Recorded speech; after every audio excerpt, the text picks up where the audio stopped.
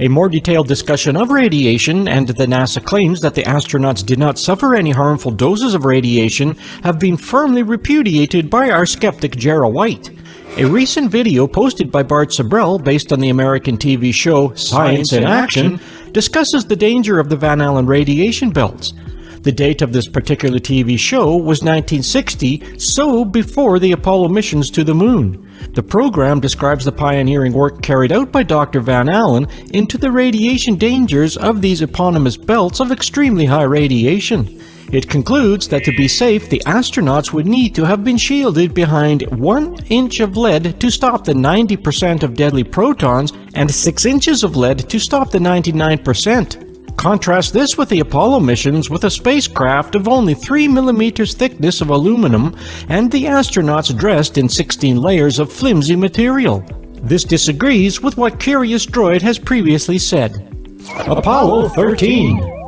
Now, before we leave all that radiation business and the extreme temperatures of the moon, I would just like to point out a few words about Apollo 13. This was the Apollo mission that almost ended in tragedy when an oxygen tank exploded on the journey to the moon. Apollo 13 was launched on 11 April 1970 at Central Standard Time CST 1313 and suffered an explosion on 13th April. Our skeptics see this as an unlikely coincidental gathering of the number 13. Just let me remind you of the plot line. 2 days on the way to the moon, an oxygen tank explodes. We know not why, but it did, and leaves the astronauts with no electricity from the fuel cells. You will recall that the fuel cells mix oxygen and hydrogen to create electrical current, and the residue is pure useful water. So now they are reliant solely on battery power, and one must assume lacking some water. They need to head home to safety as soon as possible. They have a decision to make: turn the spacecraft around and head directly for home, or carry on, slingshot around the moon, and then head home. To avoid firing the engine, as they are not sure of the damage at this stage, they opt for the slingshot. Oh, and I almost forgot to add that special touch to the plot. One of the astronauts contracted German measles at the last minute. He remained on Earth, but proved invaluable in the dramatic rescue. Gripping stuff, the skeptics say. You couldn't make this stuff up, or could you? To minimize the use of precious battery power, they decided to switch off all the electrical supply to the command module and scurry into the lunar module. You will recall that our skeptics had size problems for 2 astronauts in the lunar module. Now we have a more cozy 3. Now to the point of the story.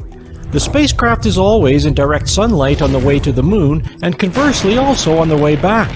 NASA state, and so do some of the astronauts, that without some form of cooling, the temperature inside the spacecraft would rise from a comfy climate-controlled 21°C to a whopping 250°C, and now they have no electricity for the climate control system. So the last thing you would expect to happen is that they almost freeze to death. That is according to the movie and the statement made by the Apollo 13 astronaut James Jim Lovell.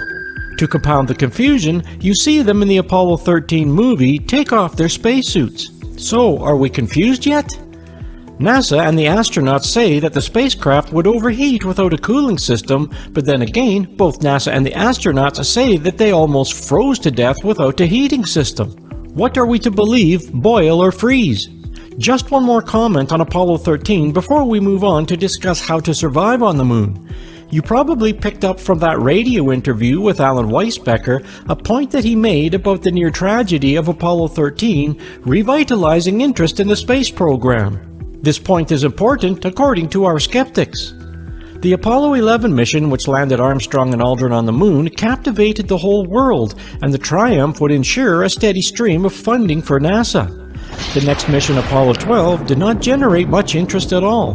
The world had seen it all before, astronauts bobbing around in some grey, lifeless world, collecting a few rocks, and conducting a few far from interesting experiments. So much so that the media were far from eager to pick up on the NASA press releases about the Apollo 12 mission. Clearly, this would have been a red flag for NASA in terms of the vast constant funding that they needed to continue with the Apollo missions. So, according to our skeptics, that is the reason why the near tragedy of Apollo 13 was invented, to revitalize interest in Apollo, and it surely did that. What better way to watch heroic astronauts fighting for their lives and ingeniously being saved by clever thinking? A true American spectacular worthy of the best of Hollywood. I can appreciate the point that the skeptics are making. Apollo 13 launched at 1313 CST and exploded on 13th April. A few too many 13s for the skeptics' liking. Of course, the number 13 added to the excitement and convinced many that 13 was indeed unlucky. For those of you who may not be familiar with the bad luck attached to the number 13, I can tell you that in many Western countries, 13 is associated with bad luck. The origin of the superstition has been widely debated, but one suggestion is that it relates to Judas Iscariot, the apostle who betrayed Jesus, who was the 13th guest to arrive at the Last Supper. The air that I breathe. We go to gain a little patch of ground that hath in it no profit but the name. William Shakespeare, Hamlet.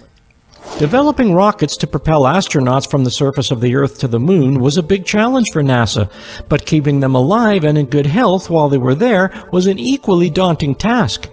The climate on the Moon is totally hostile to humans and not in any conceivable way amenable to man's survival. There are far better choices for your next holiday. If you insist, then remember there is no atmosphere, no pressure, the temperature range is extreme, ranging from boiling hot at 123 C to freezing cold at minus 153 C, depending on where the sun is shining. There is no protection from the damaging solar particles and a total absence of water. There is no significant atmosphere on the Moon, so it cannot trap heat or insulate the surface. Despite this hostile climate, the believers are ardent that the astronauts were properly attired and did walk on the Moon and survive the experience. So let's examine the evidence. Temperature.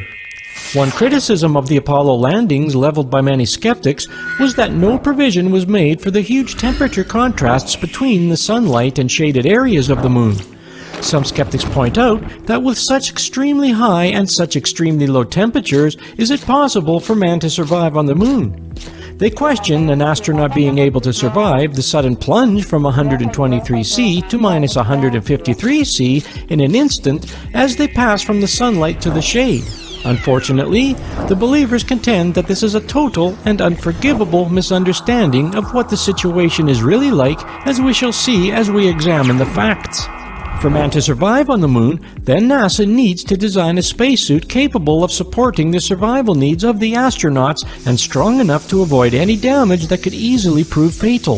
The spacesuit needed to cater for several aspects of life: oxygen to breathe, removal of harmful exhaled carbon dioxide, water to cool the internal climate, artificial pressure, electrical power, disposal of human waste, and all of this in the backpack small enough to satisfy Ryanair and light enough to be carried for up to 7 hours, and at the same time allowing for freedom of movement and reasonable dexterity. This was a considerable challenge in technological innovation.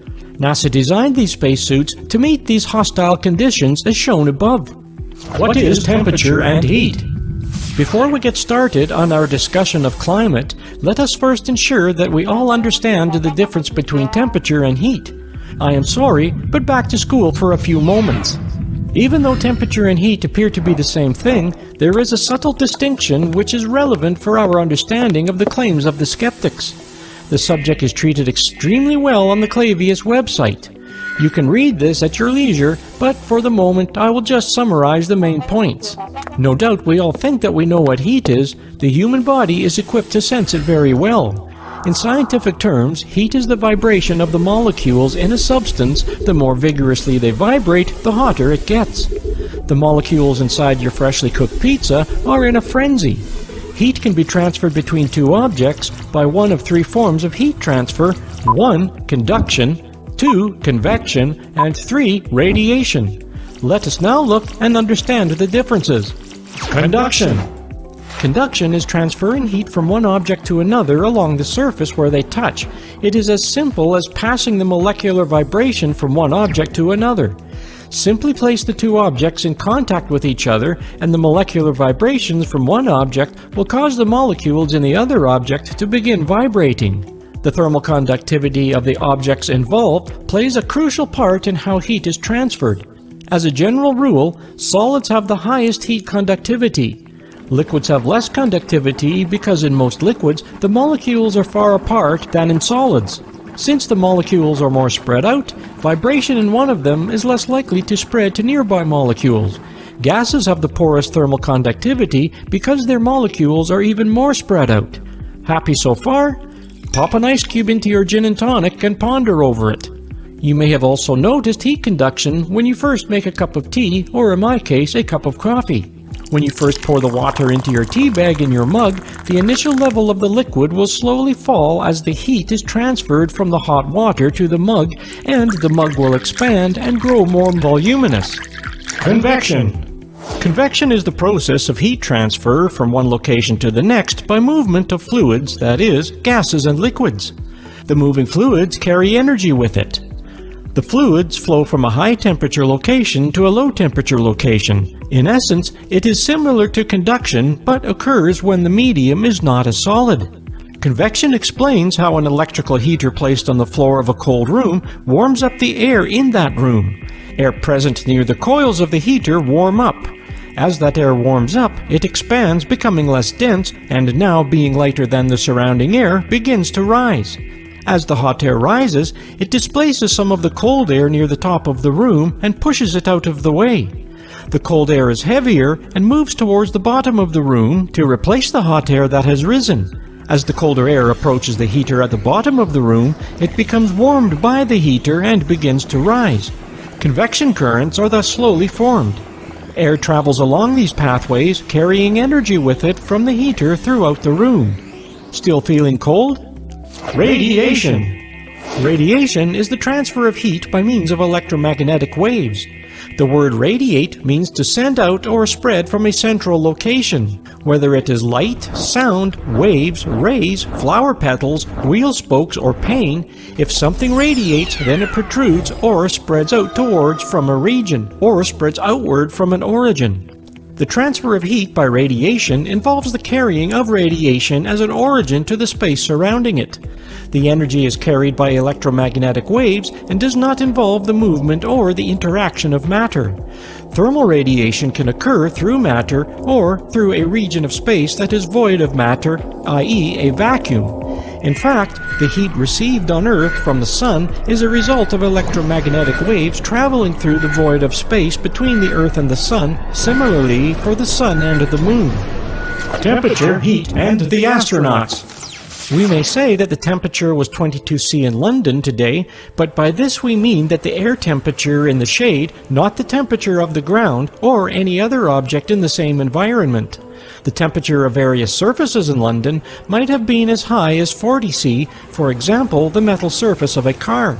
The important consideration here is that there is no air on the Moon, so our conventional view of air temperature has absolutely no meaning. The temperature of the lunar surface material may be 123 C in full sunlight, but it's not the temperature of any object sitting on the Moon. Objects will be heated to that temperature only if they absorb the same amount of sunlight as lunar surface material and also radiate it at the same rate. More reflective objects absorb less light and will therefore be heated less, but less reflective objects may well be heated to that high temperature. Just as on Earth, the temperatures at morning and evening on the Moon's surface are lower than at noon. This is because the Sun initially strikes the surface at a more acute angle as it rises, and therefore is not as intense. The lunar landing sites and times were carefully chosen according to NASA so that the astronauts would be working there in the early morning before the temperature on the ground has risen to its hottest. So, how would this affect the astronauts? The astronauts would be affected by three forms of heat, namely heat from the ground by conduction through their boots, radiated heat from the surface of the Moon, and heat from direct solar radiation when standing in direct sunlight. Remember that there is no convection in a vacuum. The surface on which they are standing was likely to be very hot, maybe as high as 123 C at equilibrium in bright sunlight. The important thing to remember is that they are in a virtual vacuum, so there is no air to warm them up or cool them down. A quick word about what we mean by equilibrium. In thermodynamics, equilibrium is the point at which the heat absorption and the heat dissipation are in a balanced state. As the relative position of the Sun moves and a new area of the Moon is cast into shadow, say behind a mountain, then the temperatures will not suddenly fall to 153 C. That part of the moon's surface that has moved into shadow will take a considerable time to radiate the trapped heat. Similarly, when a shadow area moves into sunlight, it will take time for the surface to be heated up from the sun's radiation. There will be no sudden changes of temperature, as many skeptics have intimated. I hope that we have cleared this up. To cater to the extremely hot lunar surface, NASA have stated that the astronauts' boots and boot covers were carefully insulated. The spacecraft itself was made of a very reflective material to minimize the energy received from the solar and ground radiation. NASA states that it reflected 90% of the sun's radiation. The believers would say that it is entirely possible for the astronauts to survive on the moon, and the proof is that they did survive and returned home to tell the tale. The Lunar Lander. The Lunar Lander LM was the only refuge for the astronauts while on the moon. Therefore, it was important that the heat absorbed by the Lunar Lander was kept to a minimum. NASA were clearly aware of the heat problems that the Lunar Lander would experience. NASA released the following. To protect the LM astronauts and equipment from the temperature extremes, active and passive thermal control is used. Active thermal control is provided by the Environmental Control Subsystem.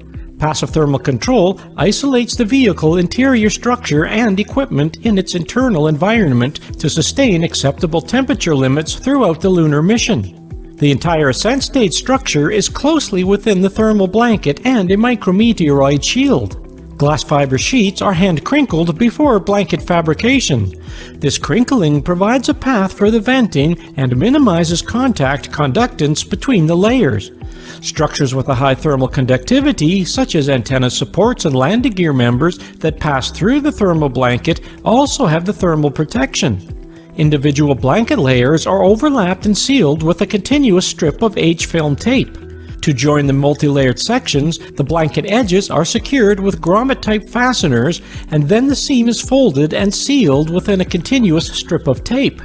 Mylar sheets are used predominantly in those areas where temperatures do not exceed 300 degrees Fahrenheit or 149 degrees centigrade.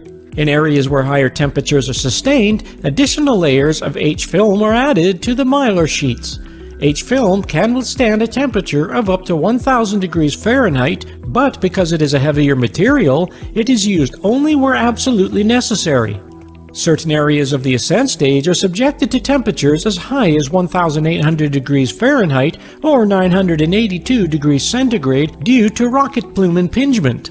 These areas are thermally controlled by a sandwich material of thin nickel foil, 0.005 inches thick, interleaved with Inconel wire and Inconel sheet. Finally, the high reflective surfaces of the shades provided for the front and docking windows reduce heat absorption. The micrometeoroid shield outboard of the thermal blanket is a sheet of aluminium that varies in thickness from 0.004 to 0.008 inch depending on the micrometeoroid penetration vulnerability. It is attached to the same standoffs as the thermal blanket. Various thermal control coatings are applied to the outer surface of the shield to provide an additional temperature boundary for vehicle insulation against the space environment. Not entirely understandable, but it does at least confirm the fact that NASA did take temperature control seriously.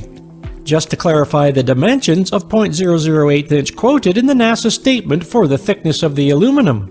This is about the same thickness as 2 sheets of the roll of aluminum foil in your kitchen drawer, so extremely thin. So what heat would the lunar module sustain in 2 days' stay on the moon? One would imagine that being in the same position for all its stay, then the side would be heated considerably more than the other by direct solar radiation. As we have already seen, the lunar lander was supposedly well insulated and had an active cooling system, a coolant loop with a heat exchanger and evaporator. The heat conducted through the legs from the lunar surface would probably not materially affect the heat in the ascent stage to any great extent. The ascent stage is where the astronauts sought refuge when not on their walkabouts.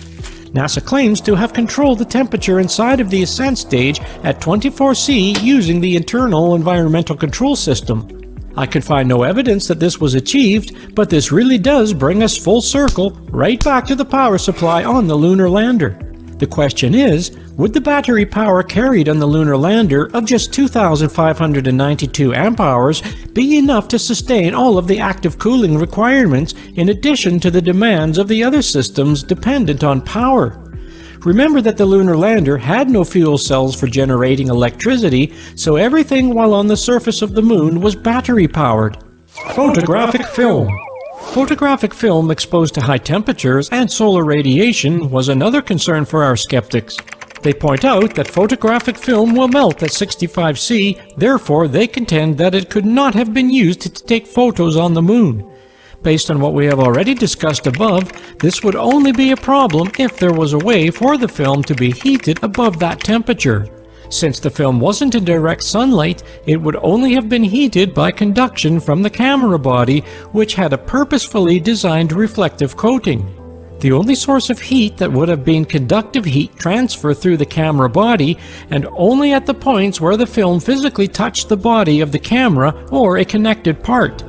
Remember, we are in a vacuum, so there is no hot air. Rolled up on its spool inside of the magazine, it was relatively safe from the conductive heat. Hasselblad gave the lunar surface cameras a shiny polished metal finish to reduce the amount of light they would absorb. NASA produced a paper on the likely effects of radiation on photographic film. One skeptic, Dr. David Groves, has argued that the extreme heat of the lunar environment would alter the colors in the film used to take the Apollo photographs. However, the believers vociferously contend that Dr. Groves' study is seriously flawed and totally unscientific. I offer you their arguments below.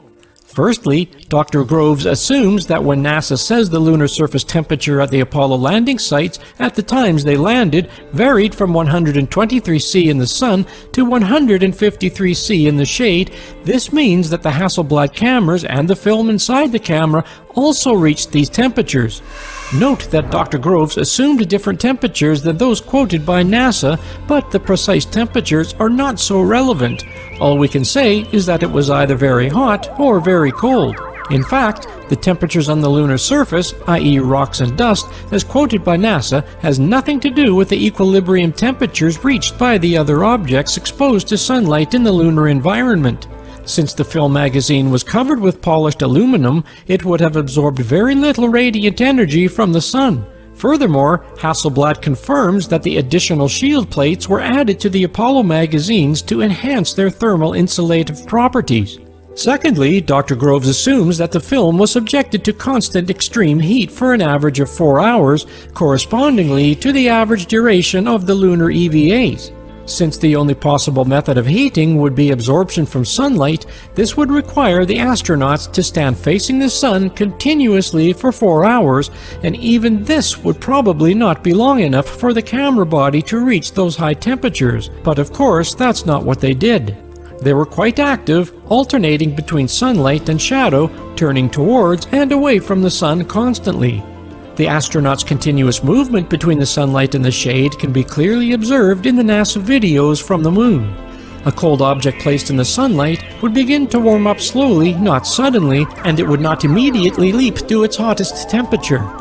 Similarly, a cold object removed from sunlight will slowly radiate the heat away and become cool again over a period of time, but not instantly. It can take quite a while for objects to reach these various equilibrium temperatures.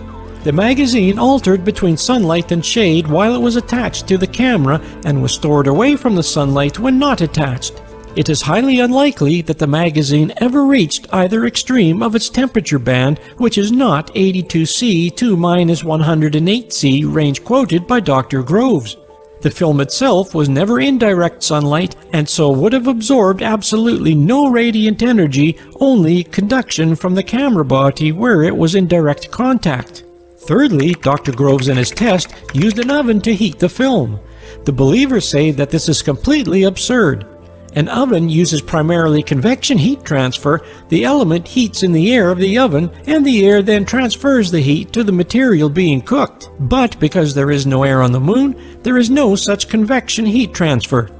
Unfortunately, and quite carelessly, the believers point out that Dr. Groves chose the only model of heat transfer which doesn't occur on the moon.